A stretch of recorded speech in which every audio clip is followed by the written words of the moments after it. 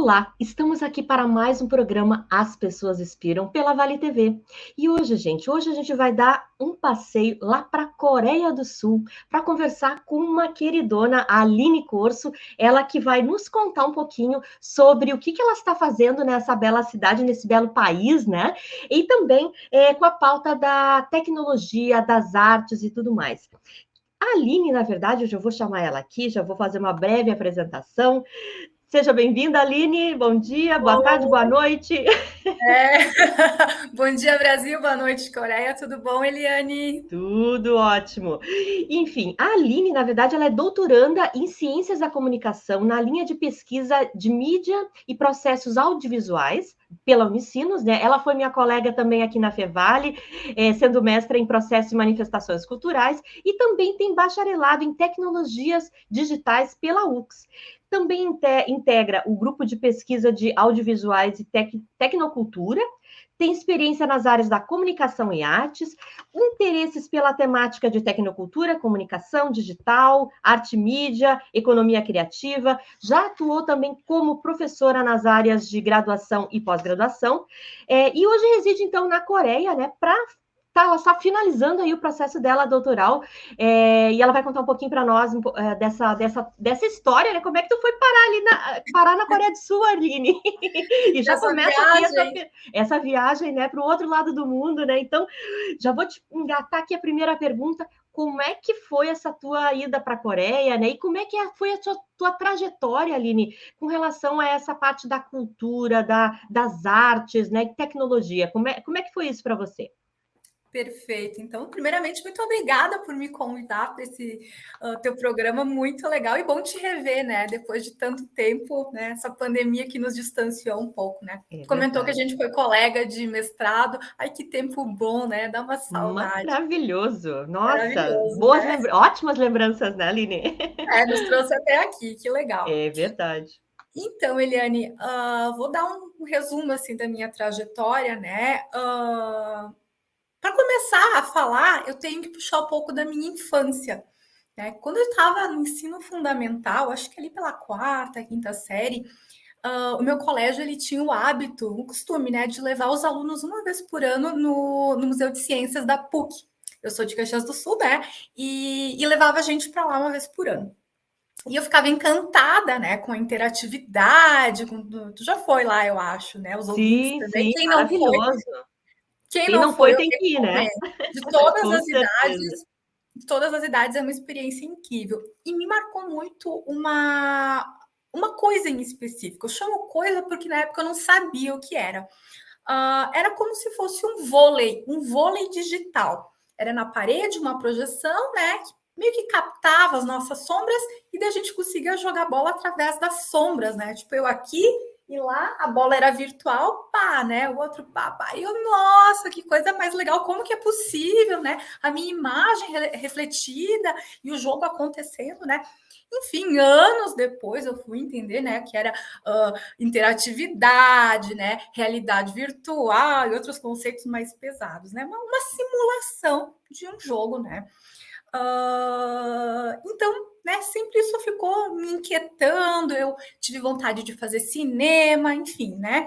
Achei um curso na UX, que era o curso ele estava sendo lançado, não tinha nenhuma turma, né? Então eu saí do ensino médio, me matriculei nesse curso meio sem saber o que eu ia fazer da vida, mas como ele tinha palavras-chave cinema, imagem, games, interatividade. Eu falei, não, é isso, né? Tecnologia, arte e criatividade. Eu sabia que essas três coisas eu gostava, mas não sabia exatamente o quê. Aí, durante a graduação, eu comecei a entender o que eram exatamente essas coisas, né? E fiquei maravilhada, né? Participei de iniciação científica, né? Foi aí que eu comecei a ter um gostinho pela pesquisa, né? Trabalhar como artista digital também. Então, eu fiz várias coisas durante a graduação, né? Então, dali eu percebi e me descobri como professora também. Eu venho de uma família de professoras de ensino fundamental e médio, né? Mas eu queria ser professora dessa coisa diferente, né? Era um curso novo, então eu pensava, nossa, é um conhecimento que poucas pessoas têm, vamos contribuir para o mundo um pouquinho, né?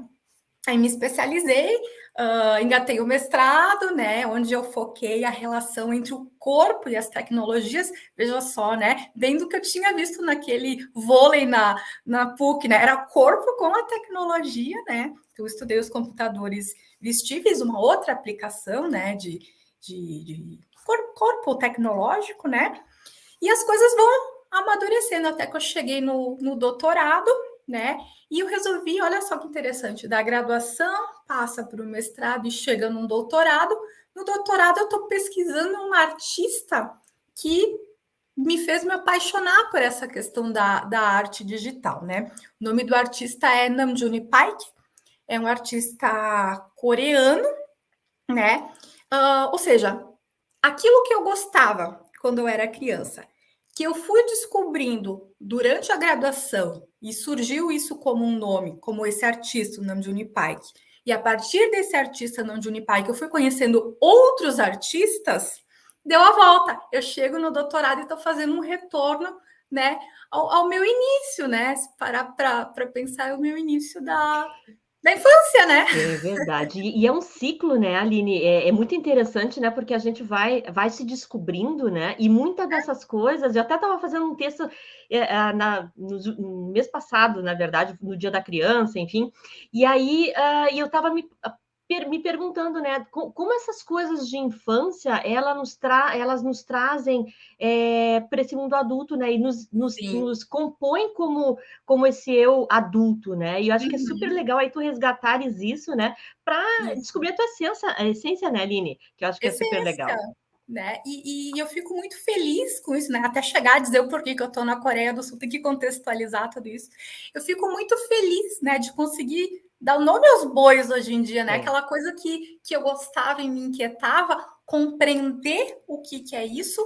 E eu acho que o mais importante na nossa trajetória enquanto pesquisadoras é devolver para a sociedade o nosso conhecimento, né? A gente tem que compartilhar conhecimento, não se guarda na gaveta, né? Com certeza. Enfim, o que aconteceu? Eu já conhecia a Coreia do Sul, eu tinha vindo como turista no passado, né? Mas agora foi uma coisa totalmente inesperada vir para cá e foi uma coisa que a gente teve que decidir em dias. Eu, meu marido e minha família, né? Meu marido ele foi transferido a trabalho, né? Ele está fazendo um projeto específico aqui na Coreia do Sul. Né? A gente vai retornar em breve. E a gente decidiu, né? Precisava decidir, nem lembro quantos dias, foi muito rápido, não deu tempo de avisar as pessoas direito, a gente pegou e veio, né? E olha que interessante, eu não tinha planejado vir para cá, eu tô ainda pesquisando esse artista coreano, então tá aqui, nesse solo, onde tudo começou, né, com esse artista, eu, né, toda essa relação, é uma grata surpresa, sabe? Nem se eu tivesse feito o melhor dos planejamentos, isso seria possível.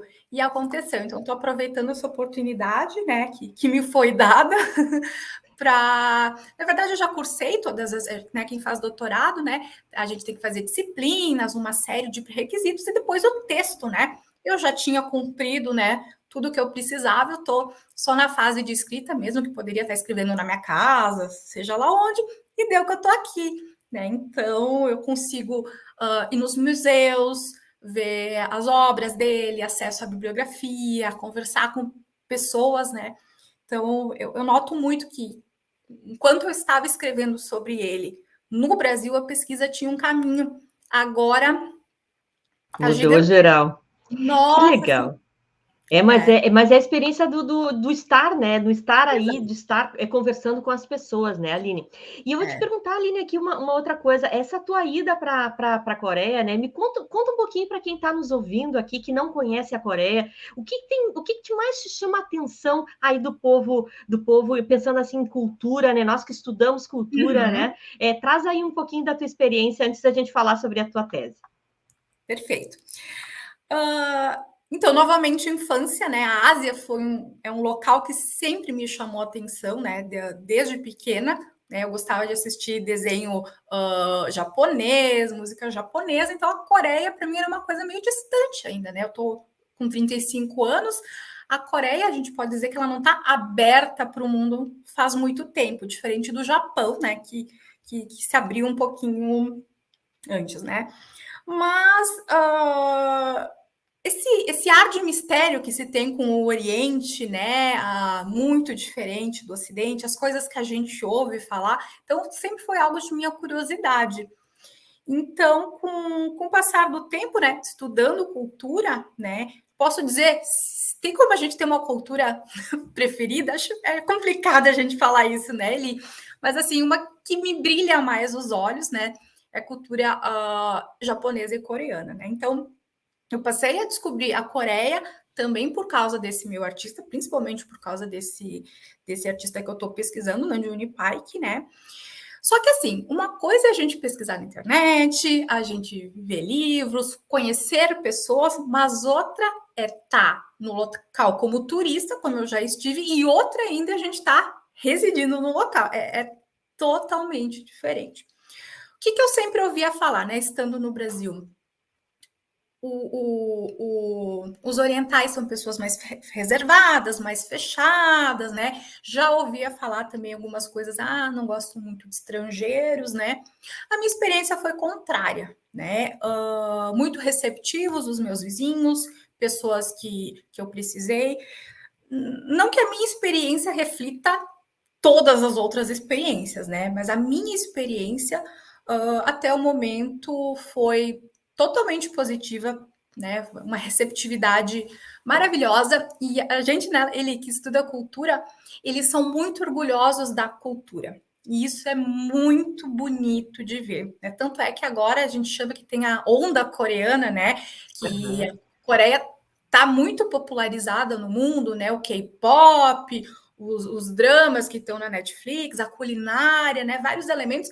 E isso, né, fazendo um parênteses, foi um projeto do governo coreano que começou há muito tempo atrás. Eles injetaram dinheiro na indústria criativa do país, sabendo que ia chegar nesse ponto de Psy, BTS, o Parasita ganhando Oscar, as produções da Netflix. Foi algo planejado, algo muito inteligente, né? Então, com esses objetos culturais, o país se espalha para o mundo e cada vez mais está vindo mais pessoas. E uma coisinha que eu acho linda, linda, linda, tem um castelo aqui. Eu amo, voltando, né? Por que eu gosto muito daqui? Esse contraste do antigo com o novo. Esse castelo é numa área bem central, é o Castelo Gyeongbokgung. Ele é, nossa, eu não vou conseguir falar a data, mas de séculos passado. E ele tá numa avenida assim que tu vê o prédio da Microsoft do lado, todo refletido de vidro, e tem embaixadas perto. E um negócio ali no meio lindo, maravilhoso. E eles têm os guardas que usam roupa típica, então tem a troca da guarda. E telão assim de LED de sei o quê, 50 metros. É um contraste muito interessante. Eu acho que a Coreia consegue equilibrar muito bem nessa alta tecnologia com a tradição. Eles valorizam muito esse processo de atualizar as coisas, mas também manter a tradição. É muito legal. Eles são...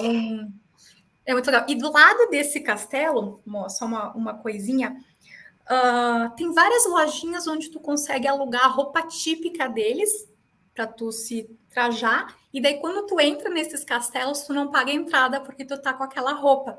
Eles sentem muito orgulho, eles gostam muito de ver estrangeiro apreciando, né? Se tu come a comida deles, eles ficam muito felizes também. Então, é muito legal isso, né? Acho que é um conhecimento que tu adquire cada dia uma coisa nova, né? Eu já tive em outros países, mas não sei se é por gosto mesmo, que eu gosto da cultura oriental, mas eu me sinto muito, muito em casa aqui, embora bastante diferente na barreira linguística, mas eu me sinto muito, muito em casa aqui. Que legal! Eu desde pequena, vou contar uma curiosidade também, eu sempre fui apaixonada pelo Japão. Não sei se é porque quando eu era pequena, meus olhos ainda são meio puxadinhos, e as pessoas diziam assim: ai, mas tu não é japonesa, parece japonesa. E aí eu acho que isso aí me encantou também para saber um pouco mais, né? Ainda não conheço a Ásia, mas quero, com certeza, tem que dar uma passada por aí para entender, né, um pouco mais dessa cultura, né? Mas olha só, Aline, tu falaste uma coisa super legal que eu comecei a pesquisar um pouquinho sobre o artista que tu estás fazendo a tese, né? Que é o Nam June Paik, né? O Nam, Isso. ele traz muito essa questão da mistura da tradição com a tecnologia, que me parece que é uma cultura, né? Do próprio país, de fazer essa mistura. Conta um pouquinho para nós, por que tu escolheu ele, o que te chamou a atenção, né? Para inspirar o teu trabalho de tese. Uhum. Então, a minha entrada na tese, na verdade, foi com outro projeto, né, que era um desdobramento da minha dissertação de mestrado, né, mas já no primeiro semestre eu vi que realmente o que me inquietava eram algumas questões relativas à arte e tecnologia, que usar, né, explorar esse artista me trariam respostas melhores, né. Então, assim, no início da pesquisa, eu vi que no Brasil não existem pesquisadores que abordam ele em nenhuma área do conhecimento. Existem citações, né, a respeito dele. Ele é conhecido como o pai da videoarte.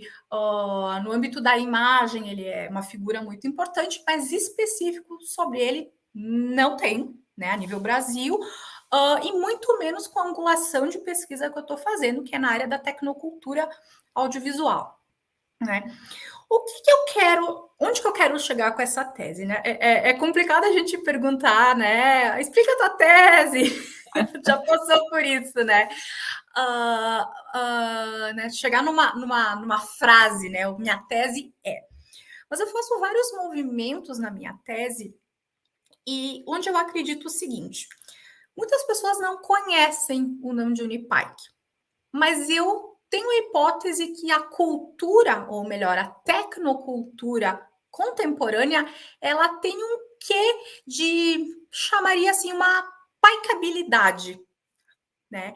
A gente, elementos tecnoculturais, né, carregam traços, ou, né, academicamente falando, devires do Namjoon Paik. O Namjoon Paik, ele é um artista que já faleceu, ele morreu em 2006, mas ele continua vivendo, durando, influenciando muitas outras coisas. Por exemplo, a gente está aqui, né, falando nessas telas, que vai ser transmitido por outras telas. Ele era o artista das telas, né? Ele começou com a televisão, que na época a televisão era o máximo de tecnologia que tinha, né?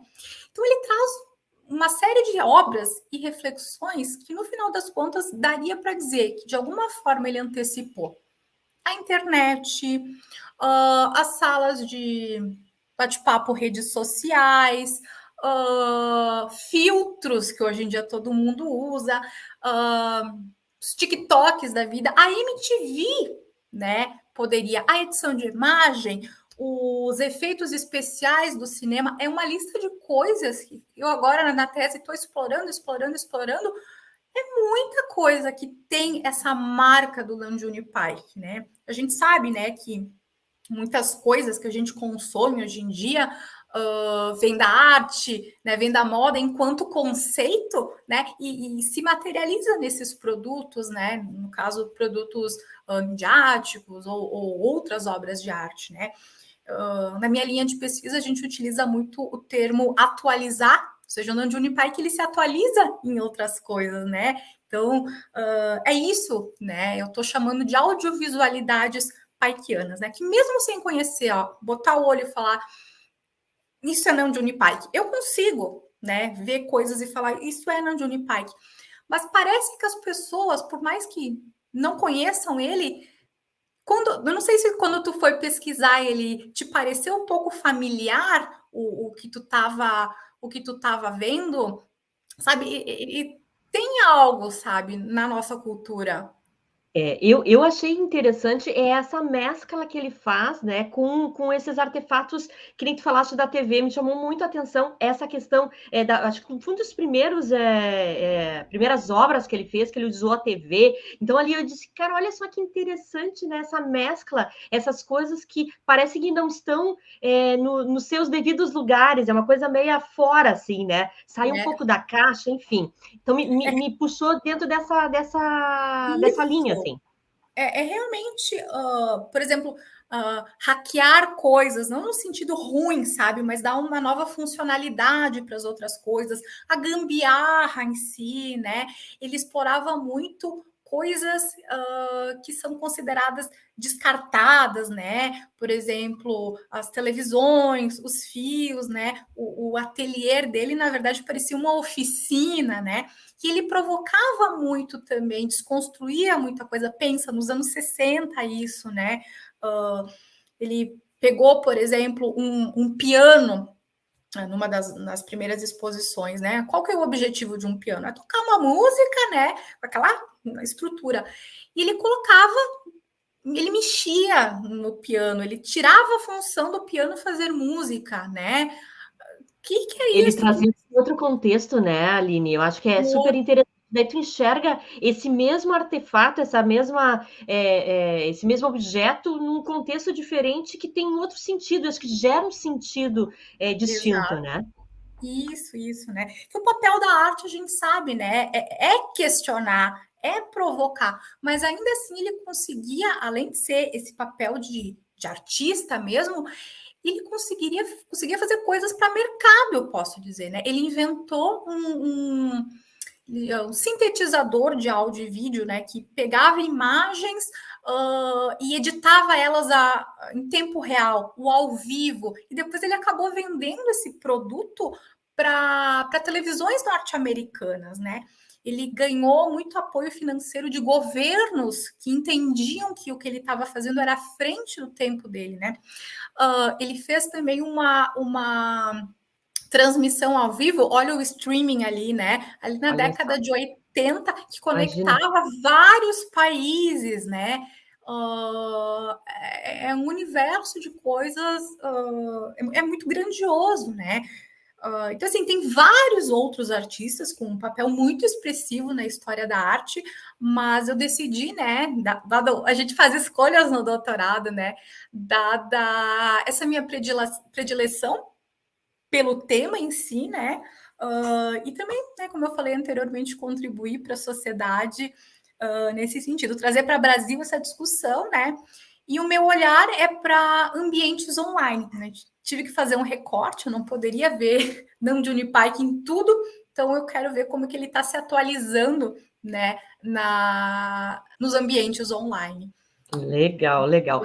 E Bastante Aline, coisa. bastante coisa. Não, e a gente já está quase no final aqui do programa, né? Mas eu queria comentar contigo, Aline, ainda, né? Eu queria que tu trouxesse para as pessoas que estão nos ouvindo, assim, uma mensagem, do que tu está vivendo, dessas tuas experiências, desse teu propósito tão forte, né? De trazer a arte para o mundo, de disseminar, né? Uma cultura que não é a nossa cultura, mas que outras pessoas também possam ter acesso, né? Eu acho que muito da gente que é pesquisador, desse compartilhamento, eu percebo, principalmente na minha visão, assim, às vezes é uma falta de oportunidade das pessoas de terem acesso, né? Porque olha só o que aconteceu comigo. Se eu não te conhecesse, eu talvez nunca iria me aproximar do Namjoon Paik. Eu não iria conhecer ele, né? E talvez esse insight que eu tive da forma dele trabalhar, desse jeito diferente de trazer essas obras em determinados contextos que nos desestabiliza, né? Vai contribuir para em algum momento da minha trajetória profissional, né? Com certeza, né?